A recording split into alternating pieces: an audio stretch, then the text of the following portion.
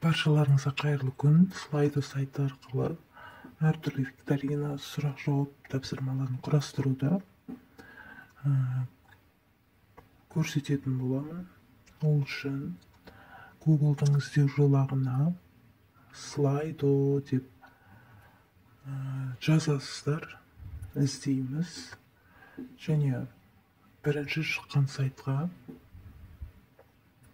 басып кіреміз. Сайтқа кірген кезде осындай бетке өтесіздер. Get started for free деген батырманы басамыз. Осы жерді басқан кезде тегін версиясына өтетін боласыздар. Жоғарыдан тіркеліп кірулеріңізге болады, және Get started for free деген жерді басып кірулеріңізге болады. Жоғарыда тілін ауыстырып алсаңыздар болады. Осындай бетке өтеміз. Google аккаунтпен 3 түрлі жолпен тіркелуге болады. Ең оңайы Google аккаунттарыңызбен тіркелу. Екінші тұрған Google'дың суреті бар. Сол батырманы басасыздар. Басқан кезде Google аккаунттарыңызға өтетін болады. Астынан тіркеліп, өзіңіз тіркеліп кірсеңіздер де болады. Ең оңай жолы Google аккаунттарыңызбен кіру. Басқан кезде осындай бетке өтеміз. Google аккаунттың ары қарай тағы да басамыз. Басып отырып кіретін боламыз. Кіргенде осындай бетке өтесіздер. Жаңа слайд қосу үшін плюс батырмасын басамыз. New slide деп тұр. Сол жерді басқанда жаңа слайд ашылатын болады. Осындай жерде өздеріңіздің сыныптарыңызды немесе пәндеріңізді жазып аласыздар. 9-шы сынып мысалы. Және Create Slido деген батырманы басып, сол құрастырылған слайдтың ішіне кіреміз. Кірген кезде осындай 6 түрлі тапсырма құрастыруға болады. Біріншісі сұрақ жауап тапсырмасы. Бұл жерде тек қана бір тест, бір сұрақ және варианттармен құрастыруыңызға болады. Және астында сурет қосуға болады. Сурет қосатын батырма бар. Сол арқылы тапсырма беруге болады оқушыларға.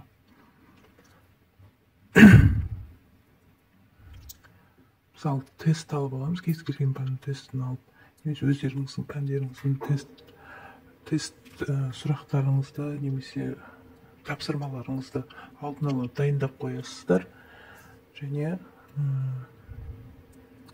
сұрағын және астына варианттарын белгілеп, сақтау батырмасын басамыз. Тапсырмамыз жасыл батырманы басып сақтаймыз. Солай сақталатын болады. Және енді бұл тапсырманы оқушыларға жіберу үшін Share Link деген жерді басамыз. Немесе Present деген жерді басқан кезде ол бізге QR арқылы шығатын болады. Сол QR-ды оқушыларға жіберіп, сол QR арқылы оқушылар тапсырмаңызды орындауына болады. QR осылай болып көрінеді. Немесе сілтемені копировать етіп, оқушыларға WhatsApp-қа немесе Telegram-ға топтарыңызға жіберсеңіз болады. Келесі бізде бұлт сөздер тапсырмасы. Бір сұрақ қоясыз, соған оқушылар бірнеше жауап беруіне болады. сұрақты жазамыз, астынан жасылды басып сақтап, сілтемесін оқушыларға жібереміз. WhatsApp топтарыңызға немесе QR код арқылы оқушыларға жібересіздер. Жіберген кезде сілтеме арқылы оқушылар кіреді. Сілтемесін жіберсеңіздер,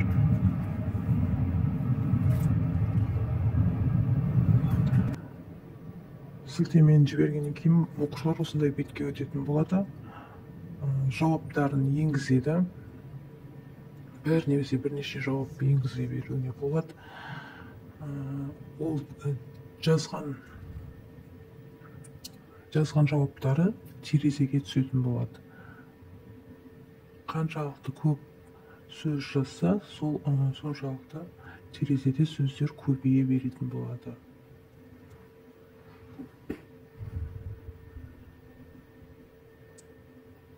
Енді оқушы өзінің атын енгізу үшін, анонимді кетіп қалмау үшін төменде стрелканы басамыз және edit батырмасын басып, оқушы өзінің атын енгізуі қажет. Осындай жерге мысалы Арай деп оқушының атын жаздым. Кез келген әр оқушы өз атын жазып, астында agree батырмасын, келісем батырмасын басып сақтайды және өз атымен жауабын жіберетін болады. Осындай бетке жауаптары түседі.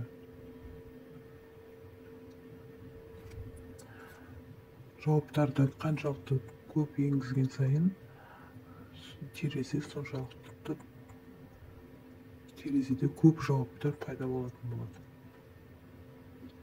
Оқушылар, мысалы, сыныпта 20 оқушы болса, 20 жауап терезеге түседі. Мұғалімнің тақтасында осындай болып көрінетін болады. Келесі тапсырма, викторина тапсырмалары. Осы жерді басамыз және сұрағымызды енгізетін боламыз. Сұрақтарыңызды алдын ала дайындап қойсаңыздар болады. Немесе өзіңізге керекті тест сұрақтарын Google-дан жазып қойсаңыздар болады. Астына варианттарын енгіземіз. Және enable timer деген жер бар жанында. Сол жерден осы сұраққа қанша уақытта жауап беру керек, уақытын азайтып немесе көбейтіп қоюымызға болады.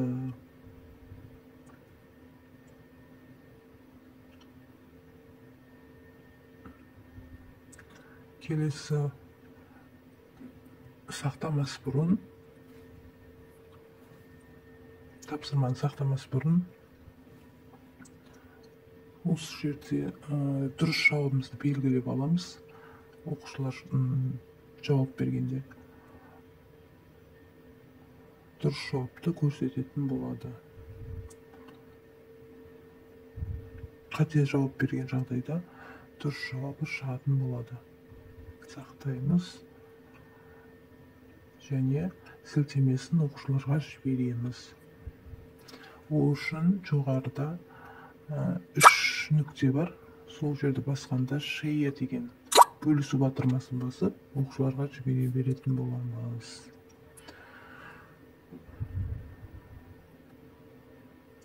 Сілтемесі шығады, копировать етіп аламыз. WhatsApp-қа сілтеме жібереміз. Менде қазір Telegram болып тұр. WhatsApp-пен кіріп жіберсе болады. Осындай бетке өтеді, оқушылар осындай батырманы басып кіретін болады. Келесі рейтинг шығару үшін қолданылады, жұлдызша ретінде және смайлик ретінде қолдануымызға болады. рейтинг шығару үшін, және жоғарғы бағалауымызға болады төменгі және жоғарғы балл бойынша сұрақ жазып астына балын белгілеп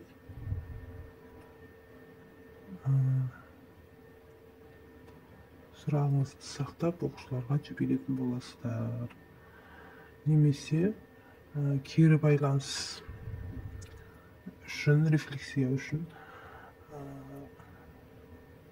қолдануға болады осы тапсырманы. Мысалы, бүгінгі сабақ ұнады ма деген сияқты.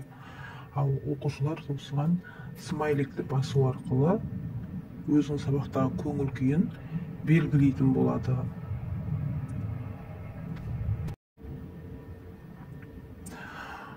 Осындай бетке сұрағыңызды жазасыз және сақтаймыз. Жасыл батырманы басып сақтаймыз.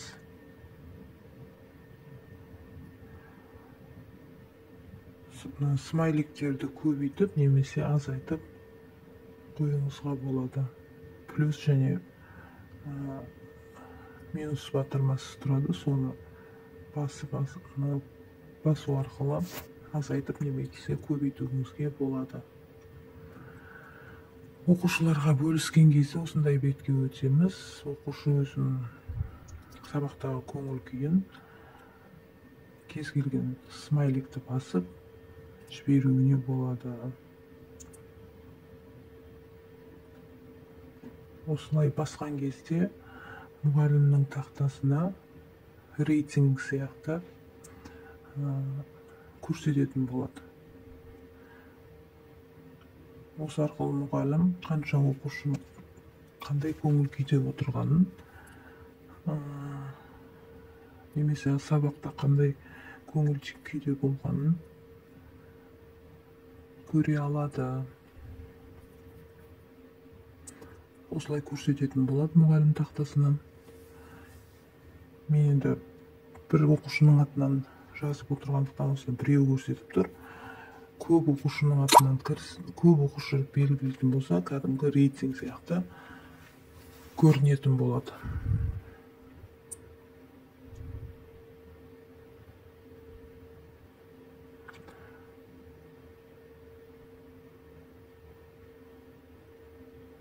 Әр смайликті басқанда әртүрлі рейтингті көрсетеді мұғалім тақтасына.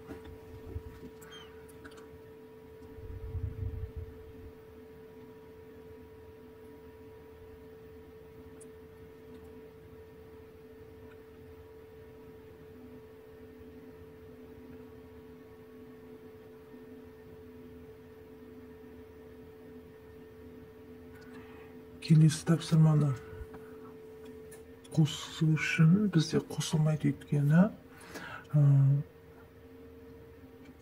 тегін версиясында 3 немесе 4 бір сыныпқа сондай тапсырма құрастыруға болады. Ол үшін келесі тапсырманы өту үшін жаңадан слайд ашу керек болады. Стрелканы басып артқа қайтамыз. Артқа шығып, қайтадан new slide деген жерді басып, тағы да келесі тапсырманы құрастыра берсеңіздер болады.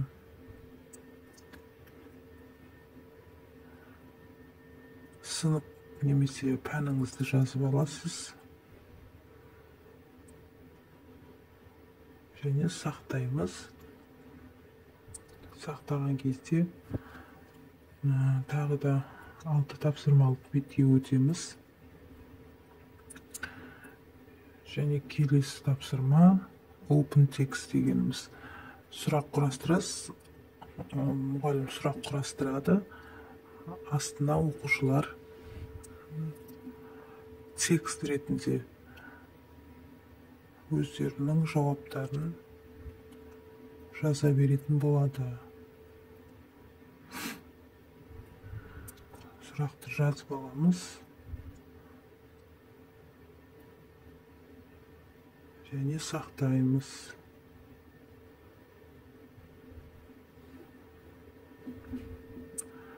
сілтемесін оқушыларға жібереміз. Батырманы басып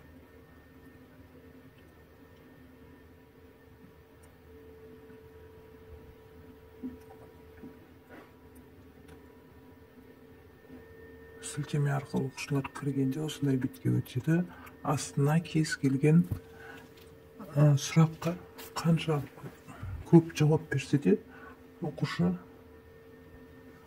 жаза беретін болады текст ретінде. Мысалы мен сіздерге көрсетейін қалай көрінетінін. Оқушы өзінің атын ауыстырып алады.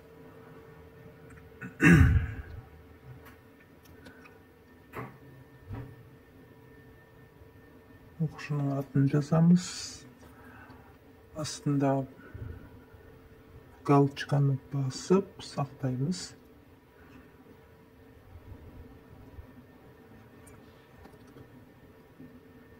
Және оқушы өз атынан тапсырманы орындайтын болады.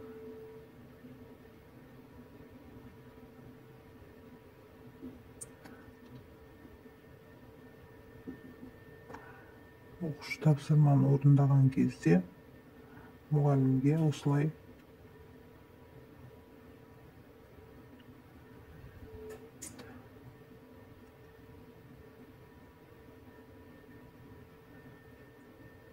тапсырманы жіберді. Мұғалімге осылай көрінетін болады. Бұл жерде мысалы тарих сабағынан сұрағыңызды қойсаңыз, оқушылар немесе тапсырманың түсінігін айту керек бұл. Осындай бетке мысалы тарихтан тапсырма берсеңіз, астына жазып көрсетуіне болады. Келесі тапсырма тағы да рейтинг түрінде көрсетуге арналған.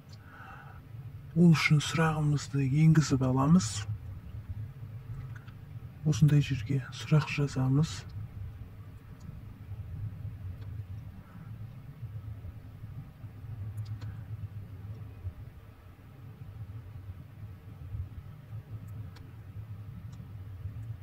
Келесі варианттарын жазамыз. Және сақтаймыз.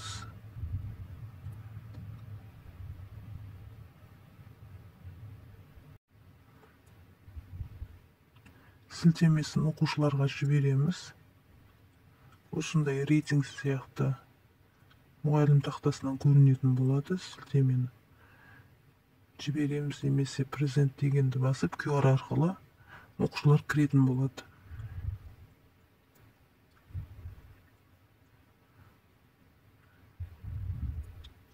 Сілтемемен кіргенде осылай болып көрінеді. Оқушы дұрыс жауабын белгілеп жібереді.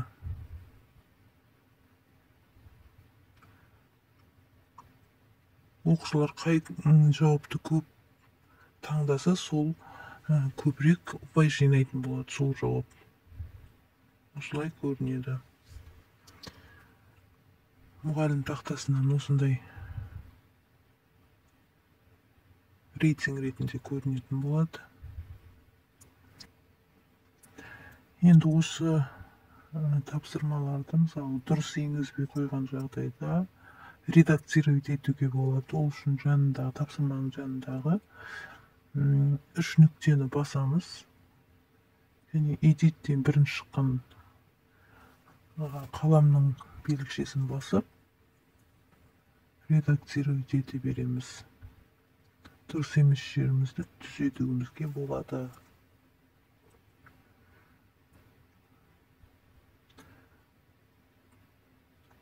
Келесі барлық open text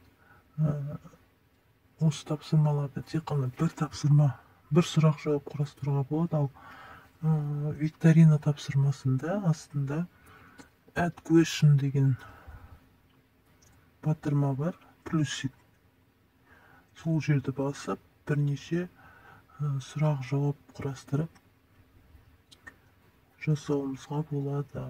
сабақтарыңызда қолданып көріңіздер. Видео ұнаған болса лайк басып, комментарий қалдырыңыздар. Арнама тіркеліп, қоңырауша белгішесін басып қойыңыздар. Сау болыңыздар.